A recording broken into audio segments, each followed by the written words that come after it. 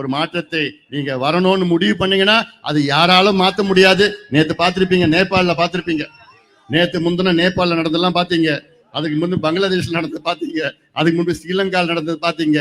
யாரு? இளைஞர்கள். யார் பண்ணாங்க அந்த மாற்றத்தை? இளைஞர்கள். உங்களை போன்ற இளைஞர்கள் தான் அந்த மாற்றத்தை கொண்டு வந்தார்கள். அது கொண்டு வந்த வழி வேறு, ஆனால் அந்த மாற்றம் நடந்தது காரணம் உங்களை போன்ற இளைஞர்கள். அதனால்தான் சொல்ற, தமிழ்நாட்டில் உள்ள அத்துணை இளைஞர்களும் எங்களுக்கு மாற்றம் வேண்டும். இந்த ஊழல் ஆட்சி, கொடுங்கோல் ஆட்சி, மக்கள் விரோத ஆட்சி, கஞ்சா ஆட்சி, சாராய ஆட்சி எங்களுக்கு வேண்டாம், திமுக ஆட்சி எங்களுக்கு வேண்டாம் என்று தமிழ்நாட்டில் உள்ள அனைத்து இளைஞர்களும் முடிவை எடுத்து விட்டார்கள், முடிவெடுத்து விட்டார்கள். அதனால்தான் நான் சொல்றேன், வருகின்ற காலம் முக்கியமான காலம்.